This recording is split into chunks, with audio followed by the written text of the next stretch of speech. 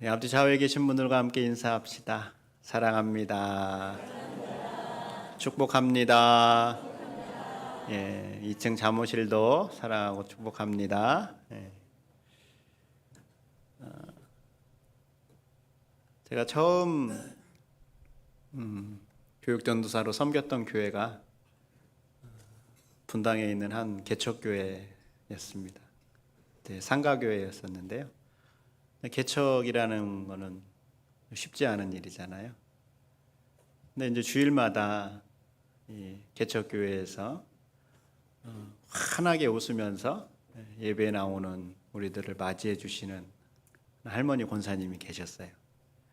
그 얼굴을 볼 때마다 권사님 항상 밝게 웃으시면서 따뜻하게 맞이해 주시는 모습이 너무너무 아름다운 거예요.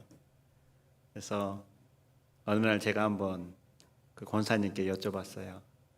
권사님은 어쩌면 그렇게 환하게 웃으시면서 아름답게 성도들을 맞이해 줄 수 있습니까? 이렇게 여쭤봤더니 권사님께서 비결을 말씀해 주시더라고요. 그 비결이 뭔가 들어봤더니 화장을 하기는 하는데 성령 화장을 한답니다. 성령 화장. 성령님께서 우리 권사님의 마음 가운데 충만한 은혜를 주셔서 그 얼굴이 그렇게 환하고 아름답다. 이제 이렇게 이야기를 하시더라고요. 역시나 그 권사님의 대답을 들으면서 역시 그런가 보다. 이제 저도 이해를 했는데 이 권사님의 얼굴만큼이나 환하게 빛나는 사람이 성경에도 있더라고요. 바로 오늘 모세 얼굴이 그렇습니다. 모세도 그 얼굴이 광채가 났다. 오늘 성경에 그렇게 이야기를 하고 있는데요. 그럼 모세가 지금 어디에 있는가? 모세는 지금 시내산에 다시 올라갔죠.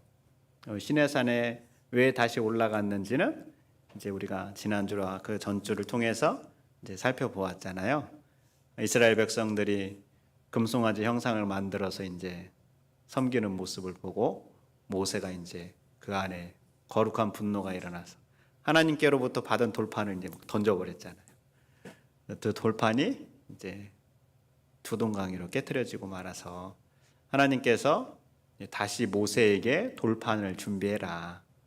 첫 번째는 하나님께서 돌판을 그냥 준비하셨는데 두 번째는 모세에게 직접 돌판을 준비하라 라고 말씀을 하셔서 모세가 돌판을 다 준비한 뒤에 다시 그 계명을 받기 위해서 이제 시내산에 올라간 거죠.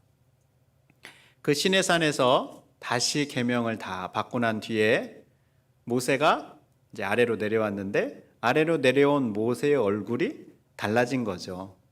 어떻게 달라졌는가? 그 내용이 29절에 나오죠. 29절. 모세가 그 증거의 두 판을 모세의 손에 들고 시내산에서 내려오니 그 산에서 내려올 때에 모세는 자기가 여호와와 말하였으므로 말미암아 얼굴 피부에 광채가 나나 깨닫지 못하였더라. 그럼 모세의 얼굴이 어떻게 됐다는 겁니까? 얼굴에 광채가 났다라고 말씀하고 있죠. 광채가 났다라는 것은 얼굴에 환한 빛이 났다라는 거예요. 환한 빛이. 이 광채라는 단어에 대한 좀 오해가 있어서 재밌는 일이 일어났는데요. 조각가 미켈란젤로라는 사람이 있었어요. 미켈란젤로 들어보셨죠? 근데 이 미켈란젤로가 모세의 조각상을 이제 만들었거든요. 그런데 이렇게 만들어 놨어요. 모세의 조각상을. 예, 저기 머리 위에 뭔가를 이제 표시해 놨죠. 저게 뭘까요? 모세의 조각상 머리에 잘 보면 저거를 뿔로 표현해 놨습니다. 뿔. 모세의 머리에 도깨비도 아닌데 뿔을 만들어 놓은 거죠. 그래서 왜 그랬을까? 미켈란젤로가 모세의 조각상을 만들기 위해서 이제 성경을 쭉 읽어 나가는데 미켈란젤로가 읽었던 성경이 제롬이라는 사람이 이제 번역한 성경이었어요. 그때 당시에. 근데 이 제롬이라는 사람이 성경에 기록된 이 원어를 쭉 읽어 나가다가 광채라는 단어를 잘못 이해해 가지고 뿔이라고 표현한 단어로 이해를 한 거예요. 그래서 성경을 번역하면서 모세의 얼굴에 광채가 났다라고 번역을 해야 되는데 모세의 얼굴에 뿔이 났다 이렇게 번역을 하는 거예요. 그러니까 미켈란젤로는 그 성경을 읽고 보니까 모세의 얼굴에 뿔이 났다라고 하니까 조각상을 만들 때 이제 뿔을 만들어 놓은 거죠. 혹여라도 우리가 미켈란젤로가 만든 모세상을 이제 감상할 일이 있으면 그 머리에 뿔은 잘못된 거구나 이렇게 알고 감상하시기를 바랍니다. 어쨌든 모세의 얼굴에 뿔이 아닌 광채가 나고 있었죠. 모세의 얼굴에 광채가 나는 이유에 대해서 성경은 여호와와 말하였으므로라고 설명하고 있어요. 지난주에 말한 것처럼 모세는 친구처럼 여호와 하나님과 대화하며 친밀한 시간을 보내기 때문에 그 얼굴에서 광채가 나고 있었다라는 거죠. 모세가 얼마나 하나님과 친밀한 시간을 보냈을까? 33장 끝에 보면 모세가 하나님 앞에 참으로 커다란 요청을 해요. 어떠한 요청인가? 하나님의 얼굴을 보여주십시오라고 요청을 해요. 그럼 구약 성경에서 하나님의 얼굴을 보면 죽게 되어 있거든요. 죄 많은 사람들은. 그런데 모세가 감히 하나님 앞에 하나님의 얼굴을 나에게 보여주십시오라고 요청을 하는 거예요. 그런데 또 놀라운 것은 하나님께서 그 모세의 요청을 들으시고 모세를 죽이지 않아요. 그러면서 모세에게 이렇게 이야기를 합니다. 모세야, 네가 내 얼굴을 보면 살지 못한다. 대신 네가 나에게 얼굴을 보여달라 요청을 했으니까 내가 내 등을 보여줄게. 그러면서 모세를 바위 틈 사이에 숨기시고 하나님께서 지나가신 뒤에 모세에게 하나님의 등을 보여주십니다. 그것은 하나님과 모세가 얼마나 친밀하고 가까웠는가를 우리에게 보여주는 예의죠. 그렇게 친밀한 시간을 보내고 와서 모세의 얼굴은 환하게 빛나게 된 것이죠. 이렇게 환한 얼굴은 누가 제일 먼저 알아볼까요? 자기는 잘 몰라도 주변 사람이 알아보기 마련이죠. 모세의 얼굴에 광채가 난 것도 이스라엘 백성들이 이제 알아보게 되는 것이죠. 우리도 그렇죠? 내가 은혜 받고 하나님의 사랑으로 충만해지면 얼굴이 환해져요. 입꼬리가 올라가고 세상 행복한 표정이 내 얼굴에 나타나기 마련이죠. 옆 사람 얼굴 한번 보실래요? 어떻게 얼굴에 광채가 납니까? 우리 마음에, 우리 얼굴에 모세처럼 항상 광채가 나면 참으로 좋을 텐데, 그런데 우리 얼굴에 그렇게 광채가 나지 않을 때도 있어요. 우리 마음에 은혜가 사라지고 하나님의 사랑이 없어지면 우리 얼굴에 어두움이 깃드게 되는 것이죠. 모세처럼 우리 안에 광채가 나지 못하게 하는 몇 가지 요소들이 있습니다. 첫 번째로는 내 마음에 근심이나 걱정이 있으면 우리 얼굴에 광채가 나지 않죠. 잠언에 보면 마음의 즐거움은 얼굴을 빛나게 하여도 마음의 근심은 심령을 상하게 한다 이렇게 말씀하고 있어요. 그 마음에 근심이 있으면, 걱정이 있으면 얼굴이 결코 빛날 수가 없는 거죠. 그래서 이런 노래 가사가 있어요. 걱정을 해서 걱정이 사라진다면 걱정이 없겠네. 이해가 되세요? 걱정을 해서 걱정이 사라진다면 걱정이 없겠다라는 거예요. 이 말은 무슨 말이에요? 우리 안에 항상 근심, 걱정이 있다라는 것을 말해주는 것이죠. 내 마음대로 안 되는 자녀 문제, 한평생을 살아도 내 마음을 모르는 배우자로 인한 속상함, 또 생각대로 풀리지 않는 일들, 이러한 근심과 걱정이 우리의 마음을 집어삼킬 때 우리의 얼굴은 광채 대신 어둠이 자리 잡게 되는 것이죠. 또 우리 얼굴빛을 어둡게 하는 것은 매너리즘에 빠질 때 어둡게 됩니다. 이 매너리즘이라는 것은 반복되는 행위를 말하는 거죠. 그래서 신선함이 떨어지는 건데 다른 말로 하면 권태라고 말할 수도 있습니다. 남녀 사이가 결혼한 부부 권태기라는 표현을 사용할 때가 있잖아요. 그것은 왜 그렇습니까? 너무나도 익숙하고 자연스럽게 반복되는 행위를 통하여서 더 이상 신선함이나 다른 어떤 변화를 기대할 수 없기 때문에 그렇습니다. 근데 잘 보면 신앙생활도 반복이에요. 매주일 예배의 자리에 우리가 나오지만 예배의 순서는 반복입니다. 신앙생활을 처음 할 때에는 모든 게 신기하고 너무 좋아서 모든 순서마다 은혜를 받는데 점차 익숙해지면 어떻게 돼요? 지루하고 시간이 빨리 가기를 바라고 때로는 다른 생각을 할 때도 있죠. 그래서 이러한 매너리즘이나 권태에 빠지면 무언가를 기대하는 마음이 사라지기 때문에 그 마음에 은혜를 받기가 쉽지 않습니다. 그러니 은혜가 차지할 자리가 사라지게 되면 은혜가 없으니 자연스럽게 그 얼굴의 빛이 사라지게 되는 것이죠. 혹은 원치 않는 질병이 우리의 얼굴을 어둡게 하기도 합니다. 밤새 평안이라고 하는 말이 있는 것처럼 하루가 다르게 느껴지는 우리의 신체적인 고통은 우리 얼굴을 웃게 할 수가 없죠. 신체적 고통만이 아니죠. 누구에게도 말하지 못하는 마음의 병이 있을 때 우리의 얼굴은 어둡게 되는 것입니다. 이처럼 우리 얼굴에 빛이 나지 않게 하는 다양한 이유가 있습니다. 그럼 우리는 이러한 이유들로 언제나 얼굴에 근심빛을 띠며 살아가야 하는 것일까요? 우리의 코가 쑥 빠진 상태로 지내야 하는 것일까요? 그렇지 않죠. 참으로 감사한 것은 우리 얼굴빛을 어둡게 하는 여러 가지 요소들이 있었음에도 불구하고 하나님께서 우리에게 행하신 일이 있습니다. 하나님은 근심과 걱정으로 얼굴빛이 어두워지는 우리를 위하여서 참으로 놀라운 일을 행하셨습니다. 요한복음의 말씀, 요한복음 12장 46절의 말씀인데요. 같이 한번 읽어보겠습니다. 시작. 나는 빛으로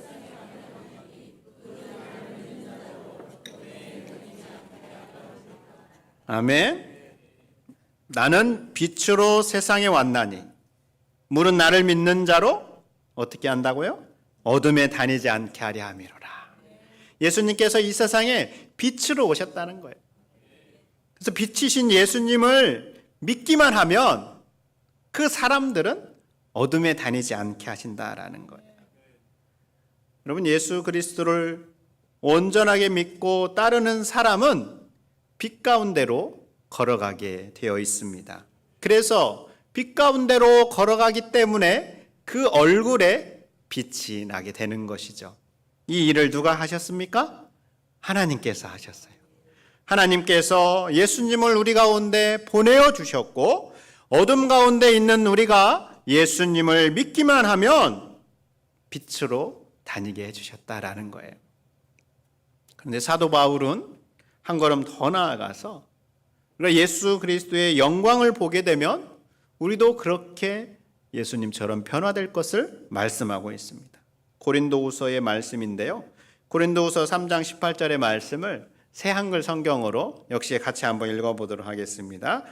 우리는 모두 가리개를 벗은 얼굴로 주님의 영광을 거울 보듯 보면서 주님과 똑같은 모습으로 변화되어 점점 더 큰 영광에 이르게 됩니다. 이것은 영이신 주님이 이루어 주시는 일입니다. 아멘. 우리가 어떻게 해야 된다는 겁니까? 우리는 우리의 얼굴을 가리고 있는 것들을 벗은 얼굴로 주님의 영광을 거울 보는 것처럼 본다라는 거예요. 그렇게 되면 어떻게 돼요? 주님과 똑같은 모습으로 변화되어 점점 더 큰 영광에 이르게 된다라는 거예요. 주님과 같은 모습은 어떠한 모습일까요? 변화산의 모습이죠. 예수님께서 3명의 제자들을 데리고 한 산에 올라가셨는데 그 산에서 예수님이 어떻게 되셨어요? 이 세상에서는 그렇게 하얗게 할 수 없는 모습으로 영광스럽게 변모되셨죠. 그 예수님을 우리가 계속해서 바라보게 된다면 우리도 예수님처럼 그렇게 하얗게 영광스러운 모습으로 변화된다라는 겁니다. 어떻게 그게 가능할 거야? 빛이신 예수님을 우리가 바라보면 주님의 밝은 빛이 우리에게 비춰지면서 우리에게도 그러한 광채가 나게 되는 것이죠. 우리 모두가 그 빛이신 예수님을 바라봄으로 우리 얼굴에 광채가 날 수 있기를 바랍니다. 자, 그런데 예수님을 바라봄으로 그 얼굴에 광채가 나는데 그럼 예수님을 바라본다라는 것은 어떠한 것일까? 여러 가지로 이야기할 수 있겠지만 저도 오늘 본문에서 모세가 보여주는 모습에서 우리가 세 가지를 발견할 수 있습니다. 먼저 첫 번째로는 하나님과 함께하는 시간을 가져야 합니다. 모세가 계명을 다시 받기 위해 시내산으로 올라갔죠. 그리고 시내산에서 모세가 얼마만큼의 시간을 보내고 있는가? 28절 같이 읽어봅니다. 모세가 여호와와 함께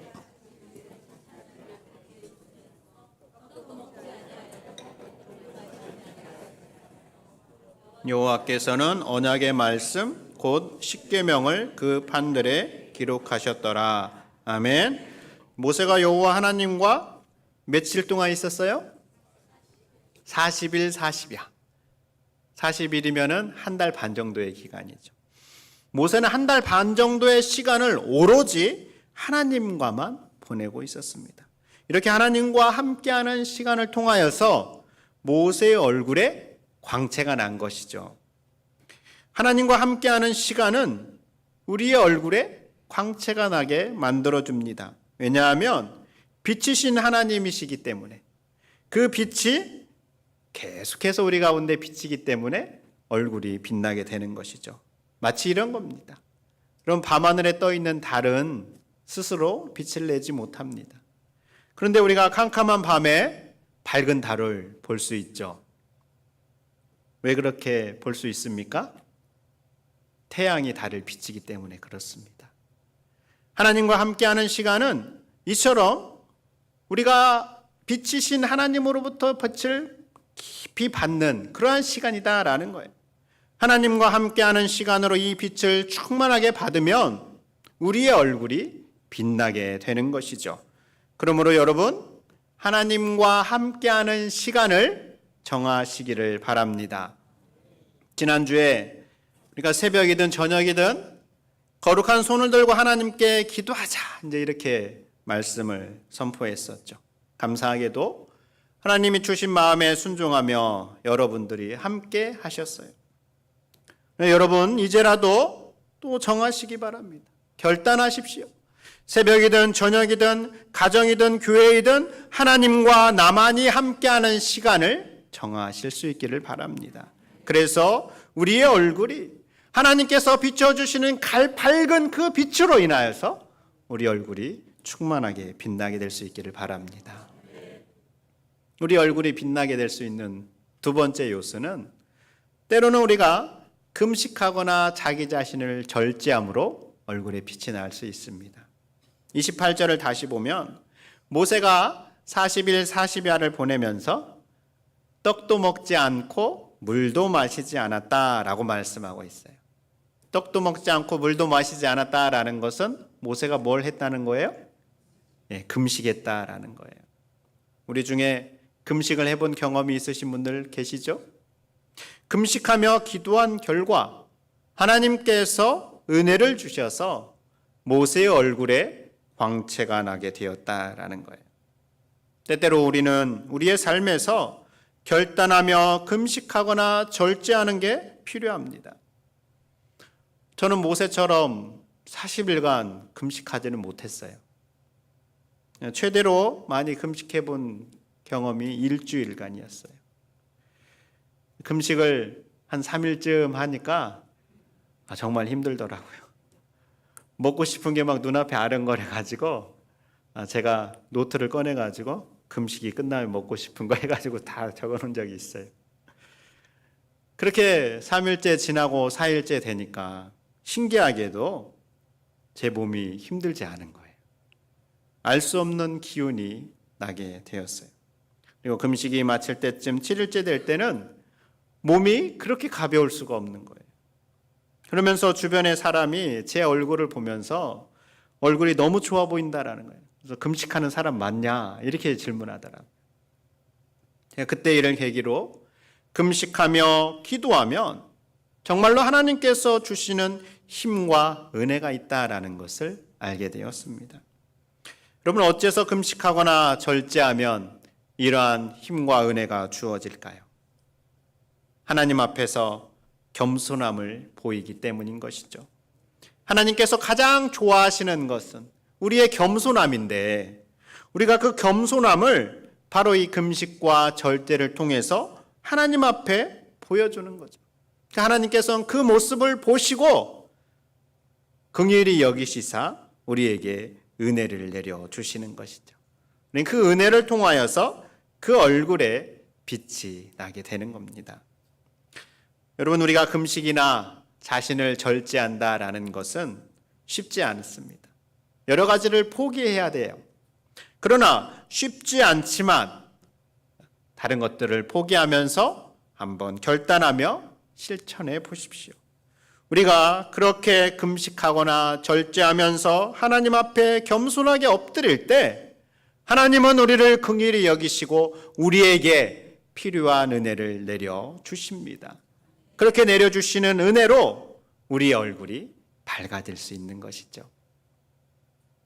마지막으로 꾸준함이 얼굴을 빛나게 합니다. 무슨 말일까요? 한마디로 하나님과 함께하는 꾸준한 시간이 습관이 되어야 한다라는 겁니다. 시내산에서 내려온 모세가 이스라엘 백성들과 말한 후에 어떻게 하고 있는지 34절을 한번 보세요. 34장 34절 같이 읽어봅니다. 시작. 그러나 모세가 여호와 앞에 들어가서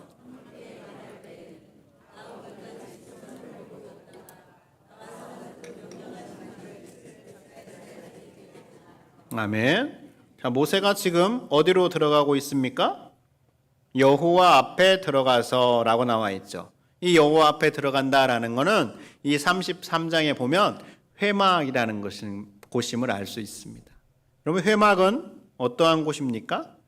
하나님께서 내가 너희와 만나겠다라고 약속하신 장소입니다.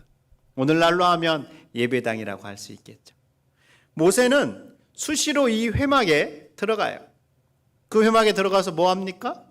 하나님과 대화하는 것이죠. 하나님을 만나는 것이죠. 모세는 하나님을 만나기 위하여서 꾸준하게 습관을 따라 회막에 들어가 하나님과의 시간을 보냈습니다. 그래서 그 얼굴이 하나님의 은혜로 빛날 수 있었던 것이죠.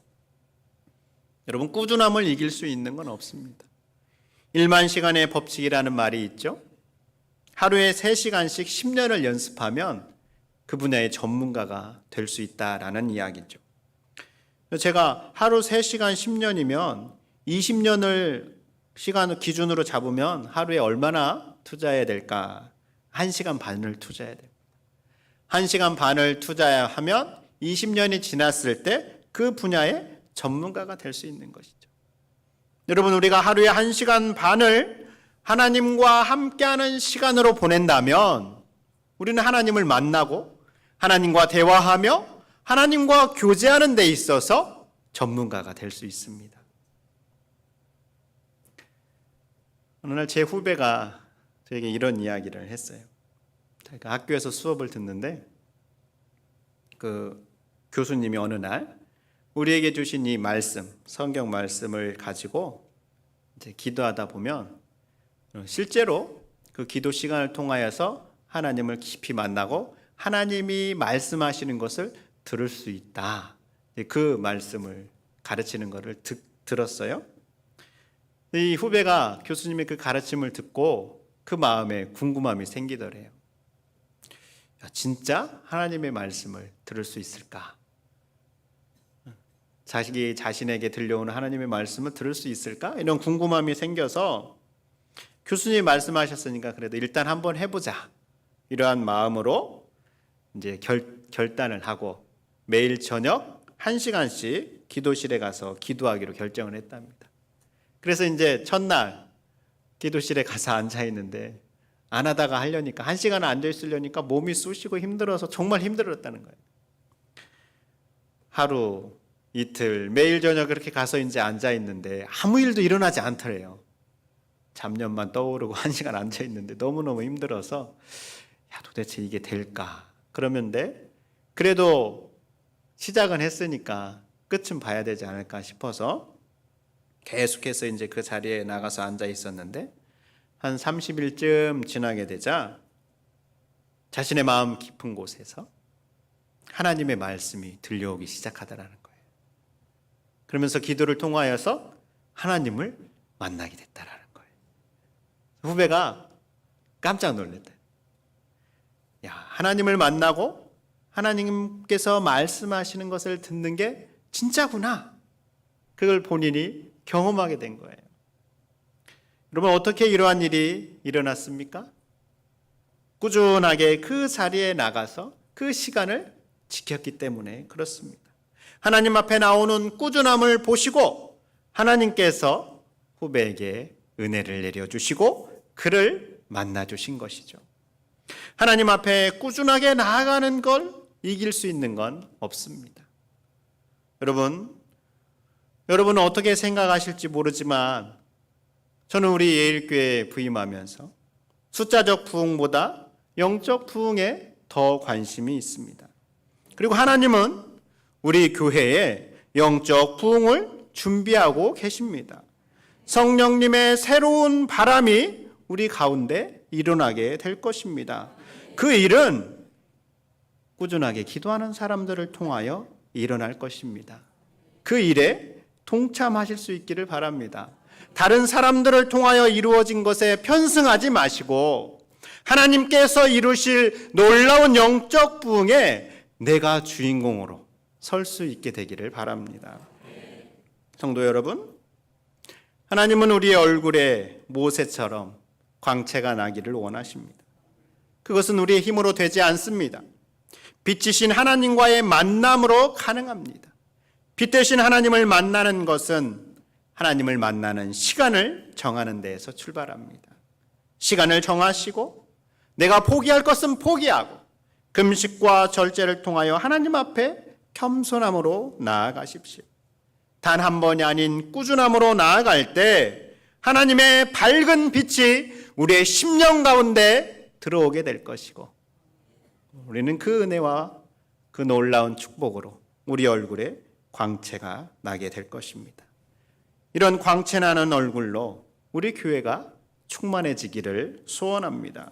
그리고 그 빛나는 얼굴을 우리의 가정과 일터 또 여러분들의 일하는 곳 또 이 지역의 비춤으로 어둠을 몰아내고 밝은 빛으로 충만하게 하는 그 주인공들이 될 수 있기를 바랍니다. 하나님, 우리의 얼굴이 모세의 얼굴처럼 빛나기를 원합니다. 하나님과의 만남으로 가능하오니 우리가 하나님을 매일매일 깊이 만날 수 있도록 우리를 인도해 주시옵소서. 그래서 하나님께서 주시는 은혜로 우리가 충만해져서 그 밝은 얼굴 빛이 세상 사람들에게 복음이 되게 해 주시옵소서.